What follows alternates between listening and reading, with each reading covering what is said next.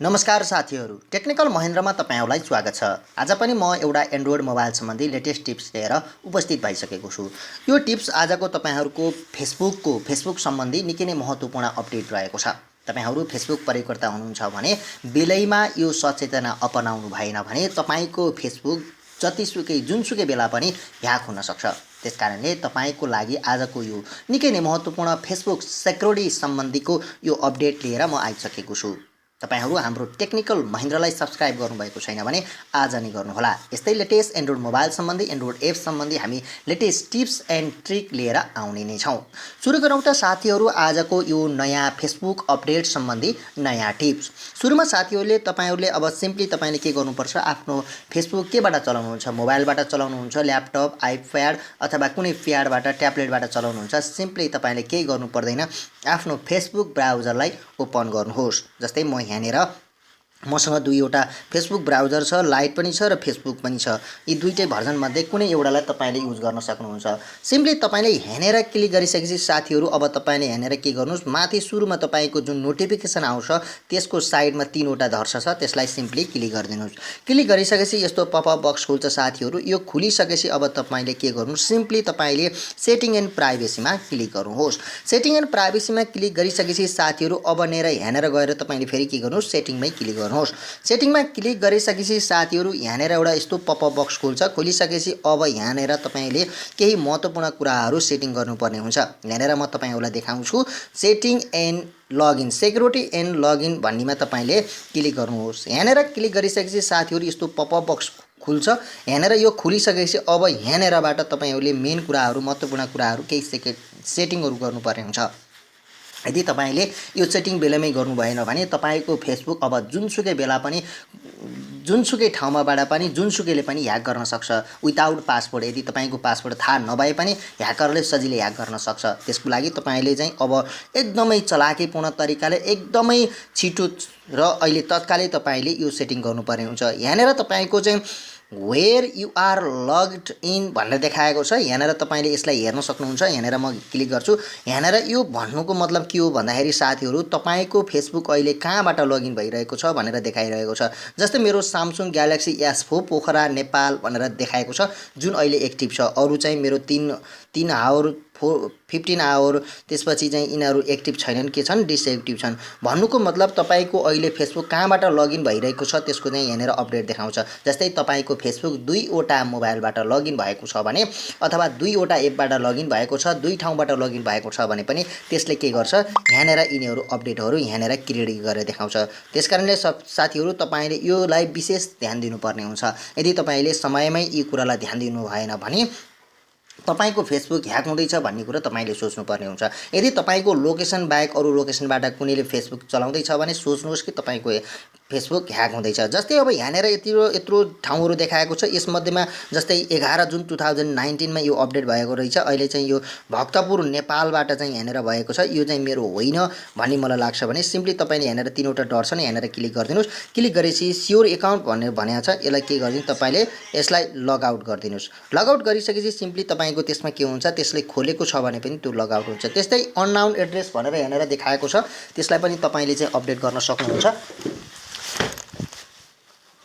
तपाईले यहाँ simply update गर्न सक्नुहुन्छ। त्यसको लागि तपाईले यहाँनेर चाहिँ device type unknown Pokhara Nepal भनेको छ। यो डिभाइस टाइप अननोनै छ भनेपछि तपाईको पक्कै पनि होइन। त्यसलाई पनि तपाईले के गर्नुस्, यसरी नै हटाउनुस्। यसरी नै तपाईले एन्ड्रोइड पोखरा छ, यसलाई पनि के गर्नुस्, सिम्पली तरिकाले हटाइदिनुस्। त्यसपछि अर्को चाहिँ डिभाइस टाइप अननोन छ, यो पनि तपाईको होइन, यसलाई पनि हटाइदिनुस्। यसैगरी तपाईको चाहिँ यहाँनेर चाहिँ अब कुनै ब्राउजरहरू छन्, जस्तै चाहिँ डिभाइस टाइप अननोन भन्ने छ, यो पनि अननोन भनेपछि कुन तपाईलाई थाहा छैन। यहाँ 3 घण्टा यो चाहिँ 12 मार्चमा एक्टिभ भएको छ।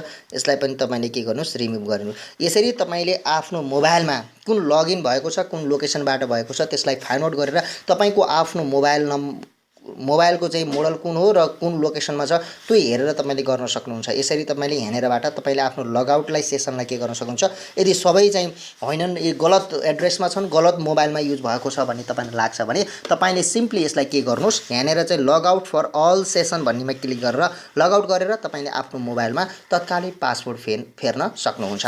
त्यस्तै गरी साथीहरु अब म यहाँनेर चाहिँ ब्याक गर्छु। ब्याक गरिसकेपछि अब यहाँनेर म चाहिँ तपाईलाई के गर्छु, यहाँनेरबाट चेन्ज पासवर्ड, लगइनमा चेन्ज पासवर्ड भनेर देखाएको छ। सिम्पली यहाँनिरबाट तपाईँले के गर्न सक्नुहुन्छ, आफ्नो फेसबुक एकाउन्टको पासवर्डलाई सिम्पली तरिकाले यहाँनिरबाट तपाईँले पासवर्ड यहाँ चाहिँ करेन्ट पासवर्ड, त्यसपछि न्यू यहाँनिर करेन्ट, त्यसपछि न्यूको फेरि रिन्यूलाई गरेर तपाईँले यहाँनिरबाट पासवर्ड चेन्ज गर्न सक्नुहुन्छ। अब त्यस्तै गरी अब म मेन कुरा भनेको अब यहाँनिर दोस्रो मेन टपिकमा म आइसकेको छु साथीहरू। अब यहाँ मेन टपिक भनेको टु फ्याक्टर अथेन्टिकेसन भन्ने छ। यहाँ चाहिँ तपाईँले चाहिँ के गर्नुपर्ने हुन्छ भन्दा साथीहरू, तपाईँको चाहिँ फेसबुक एकाउन्ट खोल्दाखेरि टु फ्याक्टरमा नोटिफिकेसन आउँछ। भन्नुको मतलब तपाईँले एकचोटि तपाईँको मोबाइलको जस्तै तपाईँले चाहिँ फेसबुक एकाउन्ट थियो, फेसबुक एकाउन्टको तपाईँको पासवर्ड 1 2 3 4 5 राख्नु भएको थियो अथवा तपाईँको आफ्नो मोबाइल नम्बर राख्नु भएको थियो। त्यो मोबाइल नम्बर इनपुट गर्दाखेरि पहिला फेसबुक खोल्थ्यो भने अब यो टु फ्याक्टरमा तपाईँले गर्नुभयो भने अब फेसबुक एकाउन्ट खोल्दैन। त्यसको लागि तपाईँको मोबाइलमा अथवा तपाईँको जिमेलमा एउटा 6 अङ्कको कोड जान्छ, सेक्युरिटी कोड जान्छ। त्यो कोड इनपुट गरेपछि मात्र तपाईँको एकाउन्ट के हुन्छ, बल्ल ओपन हुन्छ। त्यसकारणले तपाईँले यो टु फ्याक्टरको चाहिँ तपाईँले युज गर्न सक्नुहुन्छ। त्यसको लागि चाहिँ अथोराइज लगइनमा तपाईँले यहाँनिर क्लिक गर्नुहोस्। क्लिक गरिसकेपछि अब यहाँनिरबाट तपाईँले चाहिँ के गर्न सक्नुहुन्छ, यहाँनिर कुनबाट चाहिँ अथोराइज छ तपाईँले यहाँनिर देख्न सक्नुहुन्छ। यहाँबाट हेर्न सक्नुहुन्छ। जस्तै एन्ड्रोइड छ, लाइट छ, विन्डोज यी मध्येमा तपाईँको हुन् कि होइनन् भने तपाईँले यसलाई के गरिदिनुहोस्, रिमुभ गरिदिनुहोस्, डिलिट गरिदिनुहोस्। जस्तै यहाँनिर मेरो चाहिँ फेसबुक लाइट 2019-16 मा छ, यो मेरो होइन होला, म फाल्दिएँ। त्यस्तै गरी यहाँ चाहिँ 2018 छ, 18 लाइट छ, त्यो पनि होइन, 18 छ। त्यस्तै गरी मेरो चाहिँ 18 छ, 18 छ, 18 छ, यो पनि 18 छ, यो पनि 19 छ। यिनीहरू मेरो होइनन्, मैले यसरी फाल्दिएँ। तपाईँले पनि सिम्पली तरिकाले यहाँनिरबाट अथोराइज लगइन्सबाट फाल्न सक्नुहुन्छ। अब जस्तै अब त्यसपछि अर्को मेन कुरा भनेको एप पासवर्डमा जानुहोस्। यहाँनिर एप पासवर्डमा तपाईँले के हुन्छ भन्दाखेरि यहाँनिर कोडहरू यसले जेनेरेट गरेर दिन्छ। तपाईँहरूलाई कोड दिन्छ। तपाईँले यहाँनिर चाहिँ आफ्नो सिम्पली अहिलेको लोकेसनको पासवर्ड हाल्नुहोस्। आफ्नो चाहिँ अहिले फेसबुकको पासवर्ड यहाँनिर तपाईँले इनपुट गरेपछि यसले चाहिँ 10-12 वटा अथवा 15-20 वटा, यसले मेरो विचारमा 16-17 वटा यसले चाहिँ के दिन्छ, फेसबुकले आफै जेनेरेट गरेर कोडहरू दिन्छ, पिन कोडहरू दिन्छ।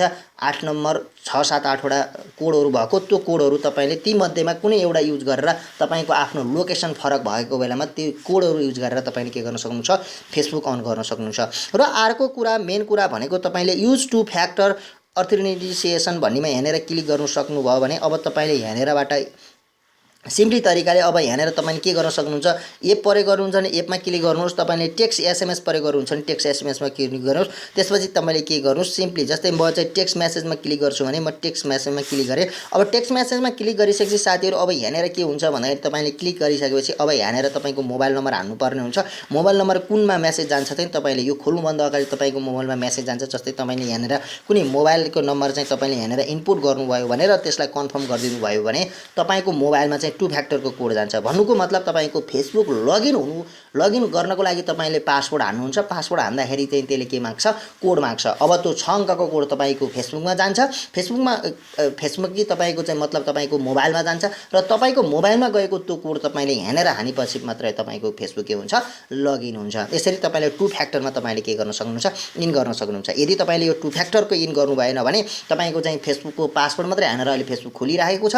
तपाईँले यो टु फ्याक्टर गर्नुभयो भने तपाईँको सेक्युरिटीमा एकदमै टाइट हुन्छ र कसैले तपाईँको फेसबुक एकाउन्ट खोल्नको लागि चाहिँ कुनै ट्राई गरेको छ भने तपाईँलाई नोटिफिकेसन तत्काल आइपुग्छ अथवा तपाईँको मेसेजमा तपाईँको चाहिँ फोन नम्बरमा तपाईँको कोड, सेक्युरिटी कोड आउँछ र तपाईँलाई के हुन्छ, यो मेरो फेसबुक कसैले खोल्दैछ भन्ने कुरा तपाईँलाई थाहा हुन्छ र तपाईँले तत्कालै तपाईँले के गर्न सक्नुहुन्छ, आफ्नो फेसबुकको पासवर्ड अथवा लगइन एड्रेस हेरेर त्यसलाई चाहिँ के गर्न सक्नुहुन्छ, लगआउट गर्न सक्नुहुन्छ। यसरी पनि तपाईँले आफ्नो चाहिँ फेसबुकलाई के गर्नु सक्नुहुन्छ, सेक्युरिटी प्रदान गर्न सक्नुहुन्छ। त्यस्तै तपाईँको चाहिँ यहाँनिर चाहिँ set up the extra security भन्नेमा छ। तपाईँले यहाँनिरबाट चाहिँ get already about the authorise भन्ने छ। यहाँनिर भनेको जुनसुकै बेला पनि तपाईँको चाहिँ फेसबुक चाहिँ खोल्ने बेला जति बेला पनि तपाईँको के हुन्छ, लगइन अलरेडी आउँछ। जस्तै तपाईँले चाहिँ आज चाहिँ तपाईँले आफैले चाहिँ मोबाइलबाट चाहिँ फेसबुक खोल्नुभयो, तपाईँको मोबाइलमा के हुन्छ, डाइरेक्ट मेसेज आइहाल्छ, ए तेरो चाहिँ फलाना लोकेसनमा खोल्दैछ।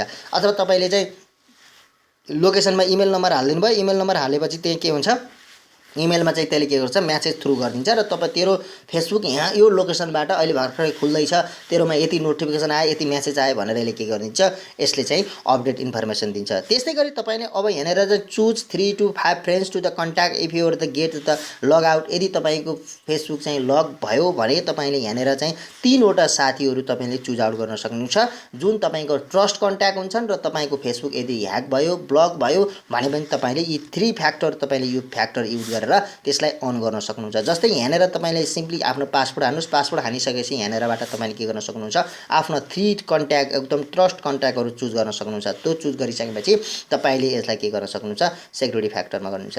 जस्तै अब एडभान्समा छ तपाईँहरूको रिकभर एक्सटर्नल एकाउन्ट छ।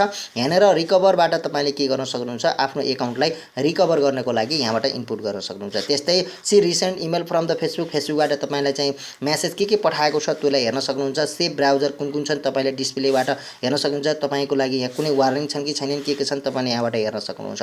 त्यस्तै गरी तपाईँको if you the think your account was the hack भनेर यहाँ लेखेको छ, तपाईँले त्यस्तो के लाग्यो भने तपाईँले यहाँनिर क्लिक गरेर तपाईँले चाहिँ यहाँनिर मागेको नोटिफिकेसनलाई कन्टिन्युज गरेर यहाँ मध्येमा तपाईँले चाहिँ क्वेसन मध्येमा चाहिँ कुनै क्वेसनलाई चुज गरेर तपाईँले चाहिँ यसलाई कन्टिन्युज गर्न सक्नुहुन्छ। यसरी तपाईँको आफ्नो फेसबुक एकाउन्टलाई निकै नै सेक्युरिटी टाइट गराउन सक्नुहुन्छ। यदि तपाईँले यो कुरा समयमै सेटिङ गर्नु भएन र ढिला गर्नुभयो भने तपाईँको फेसबुक जुनसुकै बेलामा पनि ह्याक हुन सक्छ, अथवा ह्याकरले तपाईँको फेसबुकलाई ह्याक गरेर तपाईँको पर्सनल डाटाहरूलाई मिसयुज गरेर तपाईँको फेसबुकमा भएका फोटो, मेसेन्जर, भिडियो, विभिन्न प्रकारका मेसेजहरूलाई त्यसले दुरुपयोग गरेर तपाईँलाई ब्ल्याकमेल गर्न पनि सक्छन्। त्यसकारणले समयमै सचेतना अपनाऊ र आफू पनि बचाऊ र यो साइबर अपराध सम्बन्धी जोगिनको लागि आजैदेखि तपाईँले यो फेसबुकको यो सेक्युरिटी सम्बन्धी एकदमै 2 फ्याक्टर कोड राखेर आफू पनि ढुक्काउनुहोस् र ह्याकरबाट बच्नुहोस्। यति भन्दै आजको लागि बिदा हुन्छु। यदि तपाईँहरूलाई कुनै सल्लाह सुझाव प्रतिक्रिया छन् भने कमेन्ट बक्समा कमेन्ट गर्नुहोला